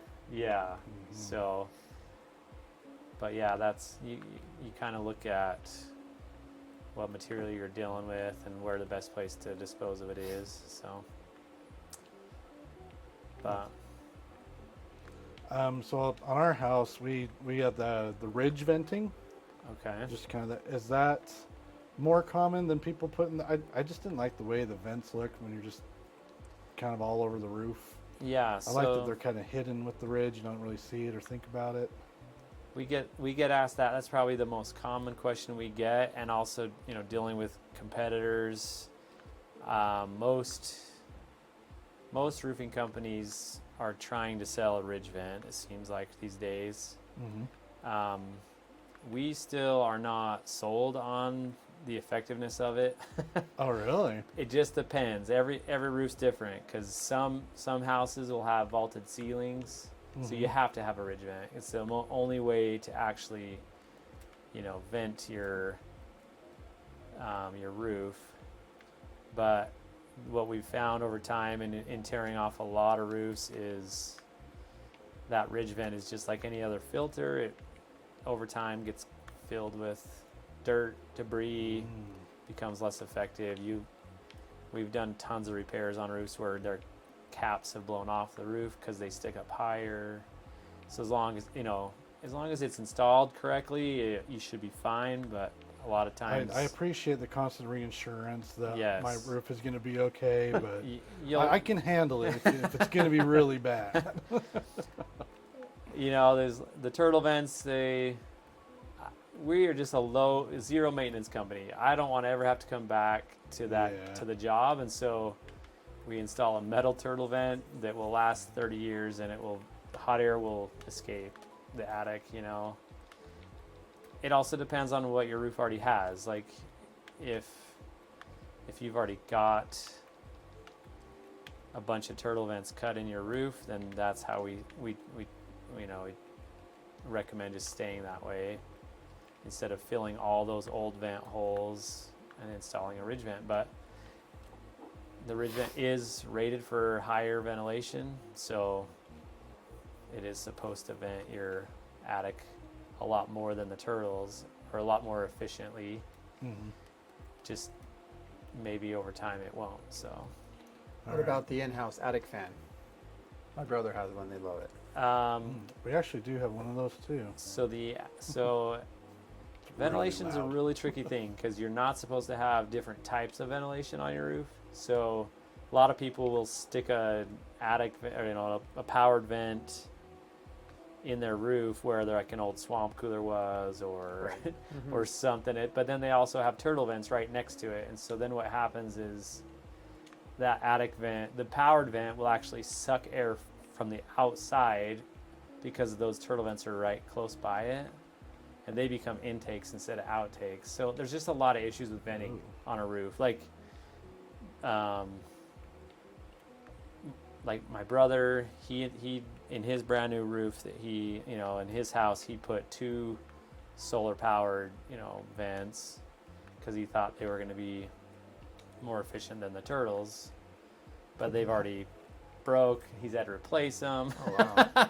That's good to know. It's just, I don't know. That's why we just kind of have always stuck with 0 maintenance. You don't want to have to call a roofer back for extra repairs or stuff. So, I mean, they do function, they work, but you also have to pay the power to run them, and so venting just causes a lot of issues on roofs, just because you'll have multiple kinds, and I don't know. It's definitely the most thing we get asked about from all of our customers is, what kind of vent should I put in my roof? How many should you put on your roof?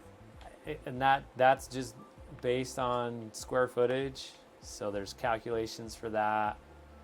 Can you do too many? You can't. I mean, I don't think you want them every couple feet. Usually we put a vent every 6 to 8 feet. But it also depends on the style of roof. If you have a hip roof that doesn't have a lot of Gable space. Gable space, you know, then you got to put a bunch in right close together. You also have issues with intake because people get these insulation companies coming in and blowing insulation, and then they clog up all your intake that's supposed to be under your soffit. So there's just a lot of issues with venting. It's kind of a hard. There's no perfect science to ventilation on a roof, but usually it's better just to err on putting a few extra vents in, because hot air is going to rise. As soon as we cut a hole in somebody's roof, we can feel the heat coming out. So that's why we usually just recommend the turtles and just install them, and you can do them low profile on the back side of a roof so that they're not visible. But turtles and ridge vent is what we do the most. We rarely put in electric vents for people. Most of the time we're taking them out because the motors on those things only last 5 to 10 years, you know, and then you got to get up and replace the motor or replace the vent, and so Yeah, anyway. Our old house, we had nothing but, what's that old, it's not asbestos. We did have it tested. It's a type of insulation, but it's like just little pebbles, essentially. Excuse me. My wife would remember what it was called, because my dad drilled up into it, and then a whole bunch came pouring down in his face, and he was like, "Oh man, good thing I'm old and don't care about my health." He's like, "I probably just got all sorts of cancer from that." But it actually led us to getting it tested, and they're like, "No, you're good." But anyway, it was gross. Yeah, getting in people's attics is never fun, but just because it's so hot usually. But yeah, it's good times roofing. If you had to do it all over again, and you're like, "Yeah, this is what I would do," I would still choose roofing, or would you be like, "Nah, maybe I'd try something else"? I don't know. There's definitely days where it's no fun to be a roofer. Tiring, hot, hot or cold. Cold's the worst. But I still enjoy working with my hands and being out. I don't know. Yeah. Every day, like every once in a while, I mean, I do all the operations for our company, so I schedule every job. I schedule our employees, like who's going which job, and every once in a while I'll have a day where I sit in the office all day and stare at a computer, and I just go home with the biggest headache. Like after staring at a computer all day, ordering, it's weird. I'm like, man, I need to get out on the roof again. But I would, obviously there's a lot of things I could do. I thought I was going to do physical therapy before my served a mission, and was doing pre-med and came home and just decided, didn't feel right, and so yeah, I'm happy with how it's turned out. And Nice. Same question for you too, Boyd and Nick. And if you could choose it all over again, would you still go into what you did, or would you be like, yeah, I've always kind of actually wanted to try something different? I would go ahead. I was going to say, I would do what I'm doing. Mm-hmm. Like I said earlier, I always wanted to be in construction, and I don't know why, really. But something to do with just building. I mean, the company that I work for has given me so many blessings and opportunities to grow. They're really, I would say, the best construction company out there. There's a lot of people that have left to go look for greener pastures, and after about 6 months have come back. Can I have my job back, please? I mean, we care about our guys. We want them to be happy. We want them, if they need to take a vacation, go on vacation, Yeah. But I like it. I don't think I would change anything. Nice. So I was told once I should be a mathematician. I'm really good at math, but I do not enjoy math. I understand it, yeah, great, but I find no joy in it. So that was my other alternative. But I started actually at Westminster in business. Then I took my first accounting class. Wanted to throw up after looking at spreadsheets for that long. I'm like, I cannot do this. My guidance counselor was just like, well, a big chunk of marketing is looking at spreadsheets and finding patterns. I'm just like, oh, that is torture. So I got into more creative realm, changed my major, everything else. But yeah, I mean, it's the same kind of thing. I just ended up loving what I do, and you find, I feel there's so many people in the world who just have a job, but they don't truly love what they do, and it's kind of rare to really truly enjoy what you do it day in and day out, or you just have to be content with it and make it a living, and so on and so forth. But all right, so Milne Brothers, how do you guys advertise? How do you get your word of mouth out there? We don't advertise at all.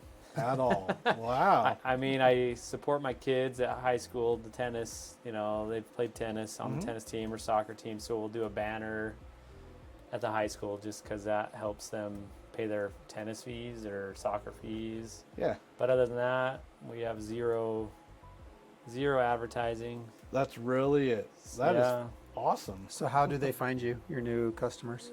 Just existing past customers, word of mouth. It's all word of mouth. We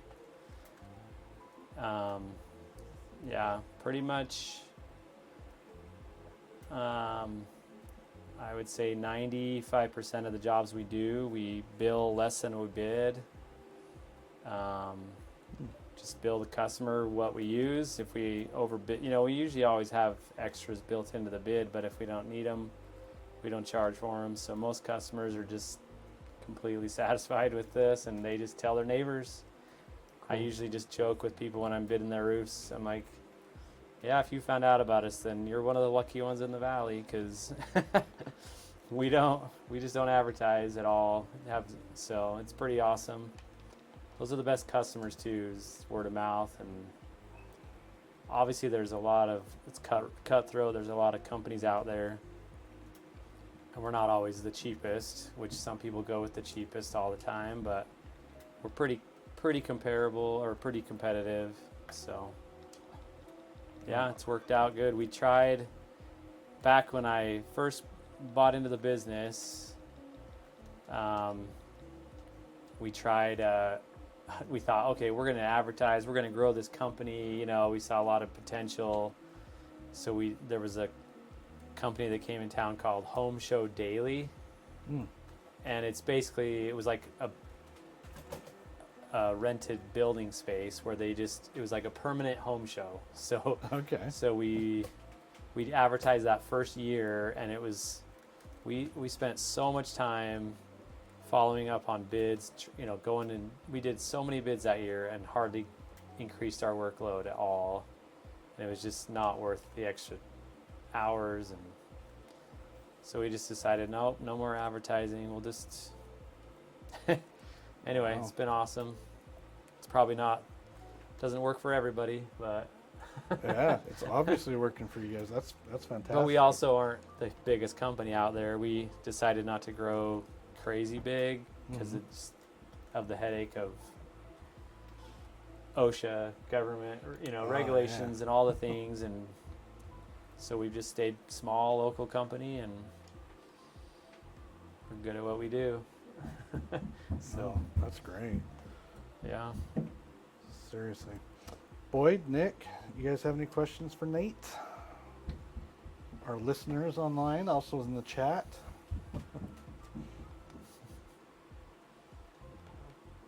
Need a new roof? Yeah. Free estimates. Yeah, that's There you good. go. Yeah.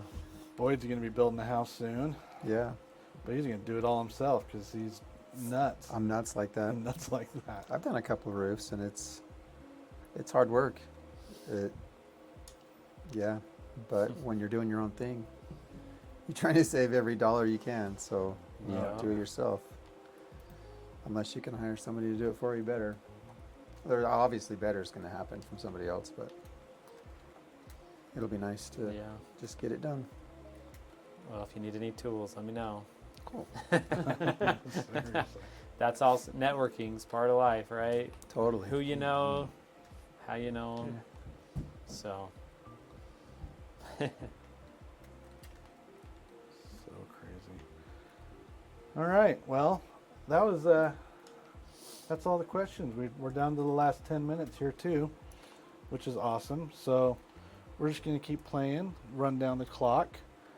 If there's anything you guys want to talk about, or questions you want to ask each other about your families, about growing up, I'm down.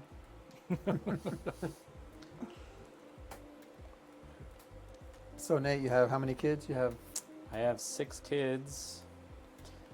2 are currently serving missions for the Church of Jesus Christ, but both in Argentina.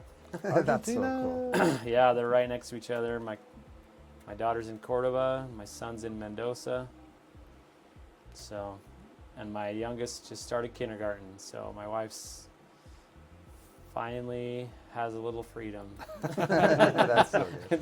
What's she going to do with all her time? 20 years, she's had kids in school, and, but yeah, it's fun. Family life's fun.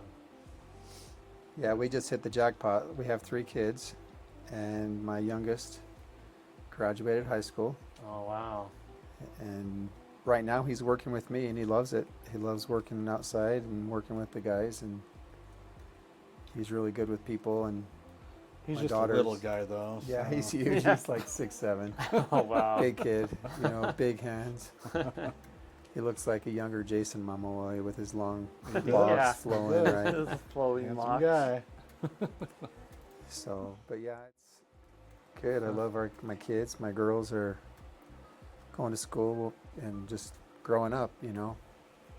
No. It's So neat wow. to have that part of life done, and now it's time for them to kind of just keep learning and growing. And Yeah.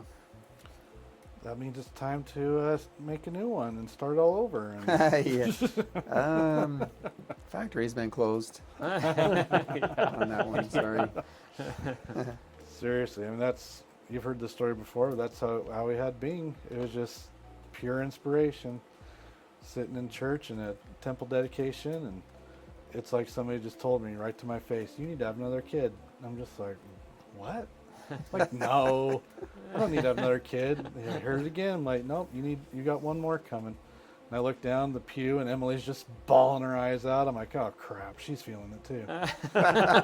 Looks like we're having another kid. Yeah. So, after the service, we walk over. I'm like, "We're supposed to have another baby, huh?" She's like, "Yes, we are." I'm like, "Oh my gosh." That was the most poignant thing I've ever been told in my whole life. Other than, "Hey, you want to go get ice cream?" It was just like that, though. Just like that. It's like someone whispering to me in a water tank. So bizarre. So bizarre. So bizarre.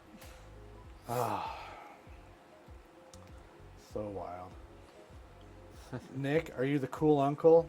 Tell me you're the cool uncle. I'm the funkle. I'm the one that they all want to come hang out with and do stuff with.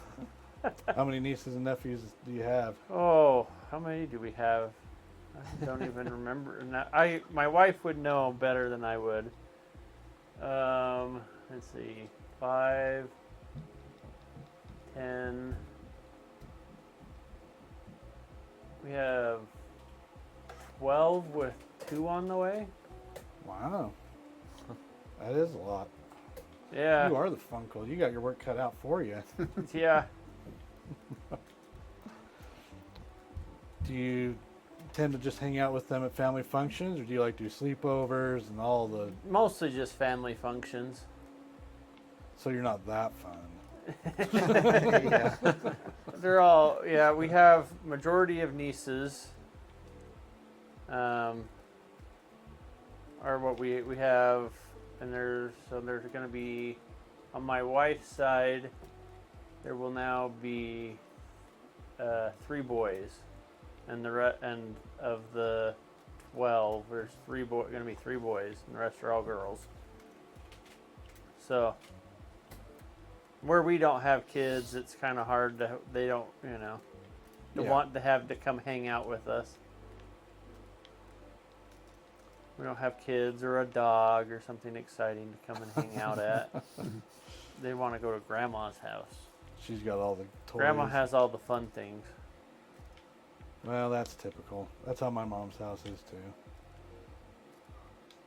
Oh, I'm just the immature uncle who makes fart jokes and stuff like that. So they like me for that reason, but as my kids all got older, we became the rock and roll house, and then we became, the video game house.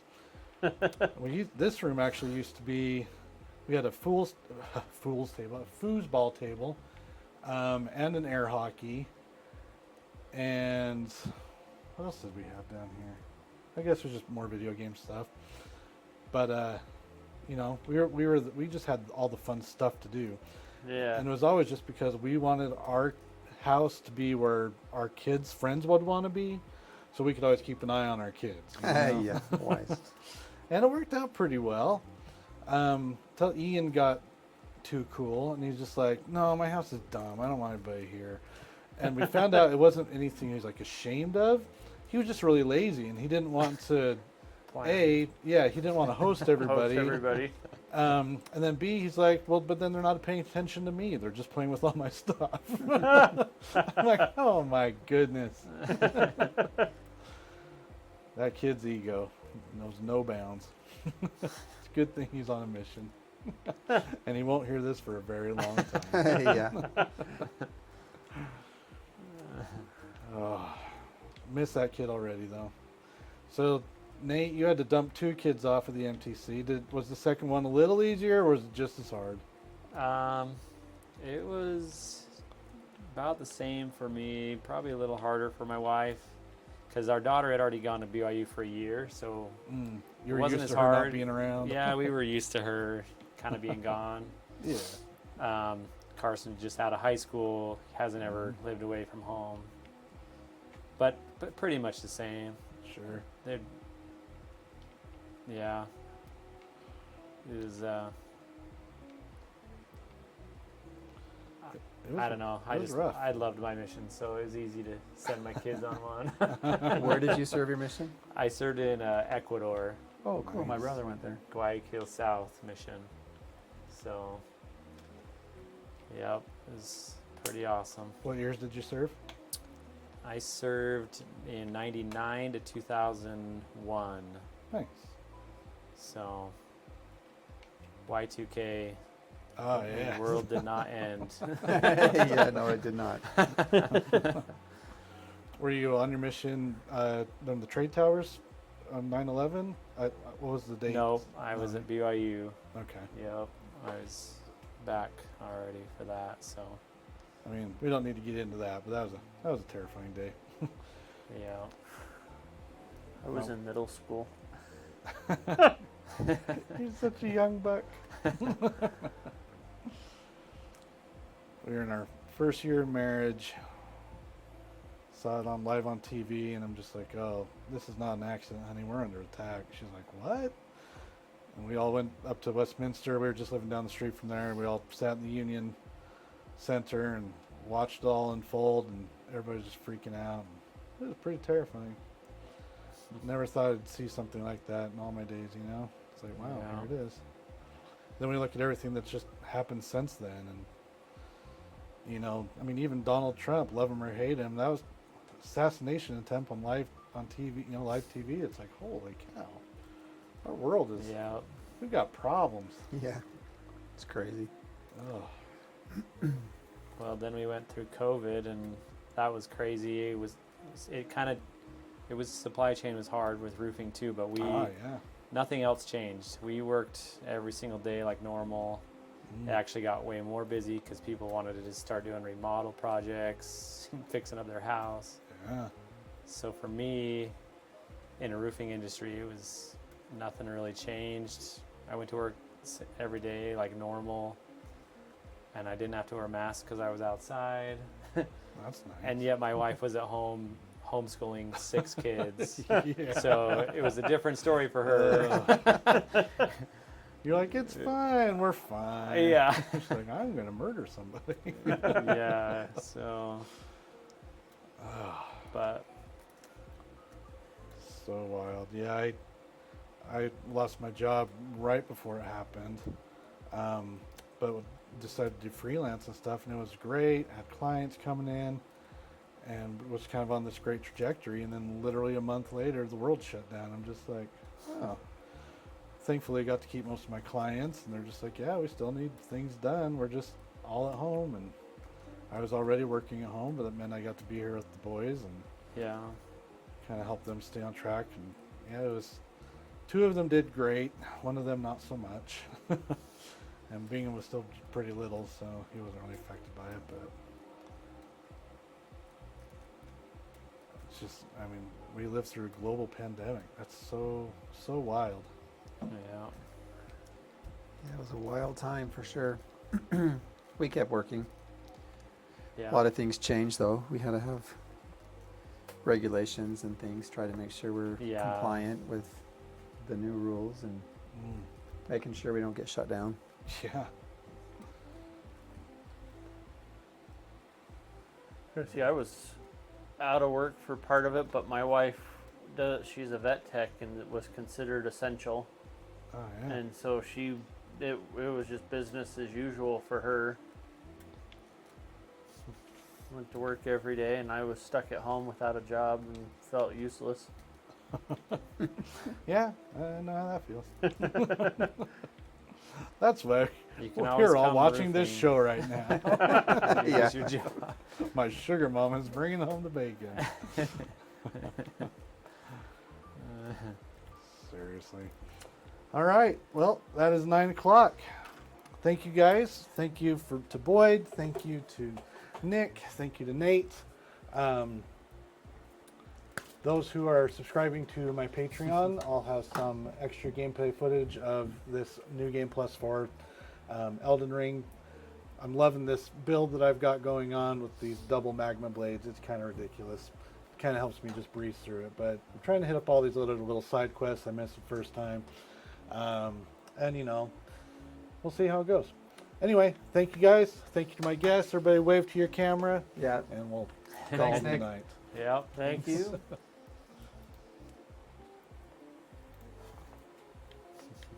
And we're done.